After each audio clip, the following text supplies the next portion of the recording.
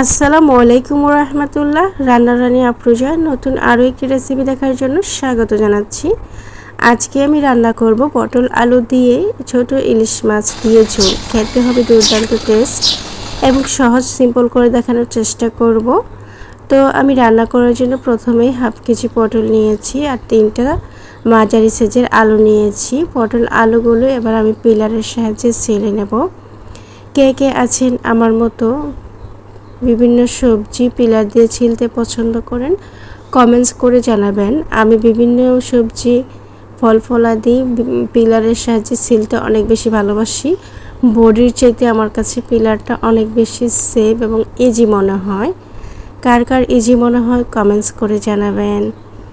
তো যাই হোক বন্ধুরা, আপনাদের সাথে গল্প করতে করতে আমার সবজিগুলো ছিলা হয়ে গিয়েছে। এখন আমি সবজিগুলোকে কেটে নেব। কেটে নেওয়ার জন্য আমি ইউজ করব ছুরি। আপনাদেরকে দেখানোর জন্য আমি ছুরির সাহায্যে কাটতেছি। কাটাকাটিটা আমি বেশিরভাগ বডিতেই করি সবজি। তো যাই হোক, আমি কিভাবে কাটতেছি, পটলটাকে অর্ধেক ফালি করে একটু কুচিয়ে নিচ্ছি যেন পটলের ভিতরে ভালো করে মশলা ঢোকে। আশা করি বুঝতে পারতেছেন।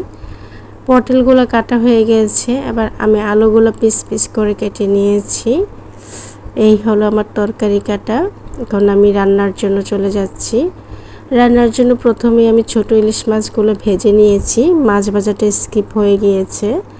মাছ ভাজার তেলের মধ্যে আমি দিয়ে দিলাম পেঁয়াজ কুচি, রসুন কুচি দিয়ে নেড়ে চেড়ে ভালো করে ভেজে নিয়েছি।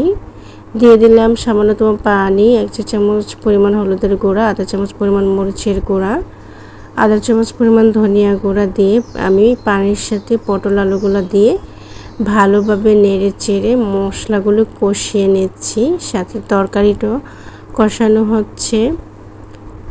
কিছু কিছু তরকারি আছে ভালো করে কষিয়ে নিলে এটা খেতে দারুণ টেস্ট হয়। তো আমার পটলগুলো খুব সুন্দরভাবে কষানো এবং 50% মতো সিদ্ধ হয়ে গিয়েছে। এই পর্যায়ে আমি দিয়ে দিলাম পানি। এবার পানি দিয়ে নেড়ে চেড়ে আমি 10 থেকে 15 মিনিট কুক করেছি। তারপর ভেজে রাখা ইলিশ মাছগুলো দিয়ে দিলাম।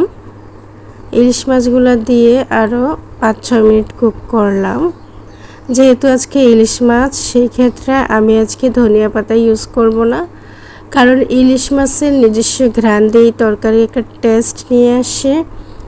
সেজন্য আমি আজকে ধনিয়া পাতা ইচ্ছা করে দিচ্ছি না। তারপর রান্নাটা কমপ্লিট হয়ে গিয়েছে। কেমন হয়েছে বন্ধুরা জানাবে।